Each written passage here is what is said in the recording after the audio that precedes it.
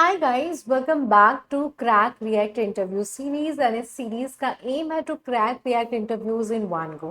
And आज का question है what are components in React and what are the types of component. And सबसे interesting बात यह है कि हमें लगता है कि ये क्वेश्चन बहुत ज़्यादा इजी है, बट ट्रस्ट मी ये ऑलमोस्ट सारे ही इंटरव्यू में आपसे पूछा जाएगा अगर आप एक बिगनर है तो। एंड इंटरव्यू में इसलिए पूछा जाता है क्योंकि इंटरव्यूअर इस क्वेश्चन से आपकी रिएक्ट फंडामेंटल्स चेक कर रहा होता है। ठीक है, सो आज इस वीडियो में हम देखेंगे कि हम इसका बेस्ट पॉसिबल आंसर क्या दे सकते हैं। ठीक है, सो कंपोनेंट क्या होते हैं, सबसे पहले हम उसकी डेफिनेशन बताएंगे इंटरव्यूअर को कि components are independent and reusable piece of UI in React application. They allow developers to split the user interfaces or UI into smaller parts which can be reused across the application. ठीक है, हमने क्या किया, सबसे पहले ये definition बता दी। उसके बाद अगर हो सकता है इंटरव्यूअर आपसे पूछे कि what are the type of components, तो भी आप बता सकते हो। और अगर नहीं पूछे तो और अच्छा है, आपको खुद से बताना है कि there are mainly two types of component in React. एक होता है हमारा फंक्शन कंपोनेंट्स, एक है हमारा क्लास कंपोनेंट्स। ठीक है, उसके बाद उसमें आप थोड़ा सा और ब्रीफ बता सकते हो कि फंक्शनल कंपोनेंट्स जावास्क्रिप्ट फंक्शंस की तरह होते हैं जो कि रिटर्न करते हैं JSX। वही क्लास कंपोनेंट होते हैं वो ES6 क्लासेस होती है that extend React dot component and uses the render method to return UI। ठीक है, अब क्या है, हमने डेफिनेशन बता दी कि भाई कंपोनेंट्स क्या होते हैं और कितने टाइप के होते हैं। अब मैं आपको भी थोड़ा सा सिंप्लीफाइड वे में एक्सप्लेन कर देती हूँ कि इस डेफिनेशन में हम क्या बता रहे हैं, जिससे कि आप और कॉन्फिडेंटली ये जो डेफिनेशन है वो इंटरव्यू में बता पाए। कि फॉर एग्जांपल अगर हम कोई वेबसाइट बना रहे हैं या कोई एप्लीकेशन बना रहे हैं एंड उस पूरी एप्लीकेशन का कोड अगर हम सिर्फ एक फाइल में लिख दें, ठीक है, तो कितना ज़्यादा कॉम्प्लेक्स हो जाएगा वो कोड। एंड ऑल्सो अगर हम मुझे उस फाइल में कुछ चेंजेस करने हुए तो वो चेंजेस करना मुझे कितना ज़्यादा डिफिकल्ट होगा, कितना ज़्यादा कॉम्प्लेक्स होगा, क्योंकि मुझे इतने सारे कोड में एक सिंगल चीज़ चेंज करनी होगी। ठीक है, ऑल्सो अगर सेम कंपोनेंट फॉर एग्जांपल अगर आप देखो ये सर्च बार मेरी स्क्रीन पे अगर आपको यहाँ पर दिख रहा होगा, ये सर्च बार है, प्लस आइकन है। ठीक है, अगर मैं क्या करूँ, ये सर्च बार अगर मुझे 100 जगह अपनी वेबसाइट में यूज़ करना है तो मैं क्या करूँगी, 100 बार इस सर्च फंक्शनैलिटी का कोड लिखती फिरूंगी, है ना। तो which is not the ideal way. तो हम क्या कर सकते हैं, रिएक्ट में इस सर्च के लिए एक फाइल बना सकते हैं जिसको हम बोलेंगे कंपोनेंट। अब अगर ये सर्च मुझे 100 जगह और यूज करना है अपनी वेबसाइट में तो मुझे अब 100 बार सेम कोड लिखने की जरूरत नहीं है। क्यों? क्योंकि मैंने सर्च का एक कंपोनेंट बना लिया। अब इस कंपोनेंट को मैं रीयूज कर सकती हूँ। ठीक है, सो रिएक्ट में कंपोनेंट्स क्या होते हैं, हमारे इंडिपेंडेंट और रीयूजेबल पीस ऑफ कोड होते हैं।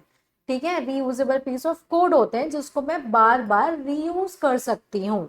ठीक है, उसके बाद हमने क्या बताया इंटरव्यू कर कि हमारे पास दो टाइप के कंपोनेंट्स होते हैं, एक होता है हमारा फंक्शन कंपोनेंट, एक होता है हमारा क्लास कंपोनेंट। ठीक है, एंड सबसे इंपॉर्टेंट बात जो मैंने लास्ट वीडियो में भी आप लोगों से बोली थी और मैं अभी भी बोलूंगी कि जब भी आप डेफिनेशन बताएं अपने इंटरव्यूअर को, उसके बाद आपको किसी भी एक एग्जाम्पल के थ्रू आपकी डेफिनेशन को एक्सप्लेन करते आना चाहिए। ठीक है, सो आप यहाँ पर डेफिनेशन बताने के बाद एग्जाम्पल दे सकते हैं। For example if you look at an e commerce website, the page usually contain different UI elements such as nav bar, product card, search bar, footer. जैसे कि अगर हम यहाँ पे भी ओपन कर लें तो देखो यहाँ पे क्या है, नेव बार है, सर्च बार है, नीचे फुटर होगा, यहाँ पे प्रोडक्ट कार्ड्स होंगे। ठीक है, तो ये सब क्या है, इन सब का कोड आपको क्या लगता है, इन सब का कोड एक फाइल में लिखा है? नहीं, राइट। इन सब का कोड के लिए डिफरेंट डिफरेंट फाइल्स है। जैसे कि सर्च बार के लिए एक डिफरेंट फाइल बनी होगी, ये प्रोडक्ट कार्ड्स के लिए डिफरेंट फाइल बनी होगी, क्योंकि ये प्रोडक्ट कार्ड अगर आप देखोगे अभी हम फॉर यू में है, यहाँ पे आपको ये ऑप्शंस दिख रहे हैं। अगर मैं फैशन में जाऊंगी तो मुझे अलग प्रोडक्ट कार्ड्स दिख रहे हैं। तो बेसिकली यहाँ पे क्या हुआ होगा कि एक प्रोडक्ट कार्ड, एक टाइप का कार्ड बना के कंपोनेंट में रख लिया। ठीक है, एंड उसी कंपोनेंट को अब हम बार बार हर एक पेज में रीयूज कर रहे हैं। ठीक है, तो ये ही कहलाता है हमारा कंपोनेंट एंड इसको रीयूज करना। ठीक है, तो आपको ये एग्जाम्पल के थ्रू एक्सप्लेन करना है। अब ये भी आपको बता देना है कि why components are important. The biggest advantage of component is reusability. For example, if you create a button component, you can use the same code many times on website to display the different buttons. For example, मैं आप लोगों को भी साथ साथ explain कर रही हूँ. For example, यहाँ पे एक ये बटन दिख रही है. For example, ये फ्लिपकार्ट कोई बटन है. अब मैंने एक बार ये टाइप की बटन बना ली, एक कंपोनेंट बना लिया. अब मुझे ट्रेवल भी सिमिलर दिख रहा है, राइट? सो अब मैं बार बार ट्रेवल बटन का कोड नहीं लिखूंगी. मैं क्या करूंगी, फ्लिपकार्ट बटन कंपोनेंट को उठाऊंगी, ट्रेवल बटन वाली फाइल में पेस्ट करूंगी, इंपोर्ट करूंगी, सिर्फ टेक्स्ट और आइकन चेंज कर दूंगी. ठीक है. सो हम क्या कर सकते हैं, एक कंपोनेंट बना के बार बार रीयूज कर सकते हैं. ठीक है. उसके बाद आपको बताना है कि हमारे पास दो टाइप के कंपोनेंट्स है रिएक्ट में. एक है फंक्शनल कंपोनेंट, एक है क्लास कंपोनेंट. फंक्शन कंपोनेंट का आप बता सकते हो कि अगर आपसे इंटरव्यू ने डीपली पूछ लिया तो आपको ये पता होना चाहिए कि इसका कंपोनेंट का सिंटेक्स क्या होता है. ठीक है. एंड उसके बाद क्लास कंपोनेंट के बारे में भी आपको पता होना चाहिए. बट एक इंपॉर्टेंट बात आप मेंशन कर सकते हैं कि जो मॉडर्न रिएक्ट एप्लीकेशन है वो फंक्शन कंपोनेंट्स को ही मोस्टली अब यूज करती है, स्पेशली जब से रिएक्ट ने हुक्स इंट्रोड्यूस किए हैं. ठीक है. स्पेशली मुझे भी भाई क्लास कंपोनेंट्स नहीं आता और ना ही मैंने कभी सीखने की कोशिश की है, क्योंकि कोई पॉइंट नहीं है ना. अब अगर फंक्शन कंपोनेंट आ गया है, सारी चीज़ें आप फंक्शनल कंपोनेंट से कर सकते हो, तो आपको क्लास कंपोनेंट सीखने की कोई ज़रूरत नहीं है. ठीक है. फिर भी इंटरव्यू में आप बता सकते हो कि सेकेंड टाइप का कंपोनेंट होता है class component. Class component are JavaScript classes that extend React.component and uses a render method to return JSX. And इसका भी आप सिंपल सिंटेक्स इतना ही बस पता कर लो कि भाई किस तरीके का इसका सिंटेक्स होता है, एंड दैट्स इट. इससे ज़्यादा आपको क्लास कंपोनेंट के बारे में कुछ पढ़ने की ज़रूरत नहीं है, क्योंकि मुझे भी नहीं आता और ना मैं पढ़ने वाली हूँ. अगर आपका इंटरेस्ट है तो आप पढ़ भी सकते हैं. ठीक है. So it's very important guys. देखो ये क्वेश्चन जो है वो बहुत सिंपल क्वेश्चन है, क्योंकि अभी से लेके जो 10 क्वेश्चन होने वाले हैं वो बहुत सिंपल होने वाले हैं.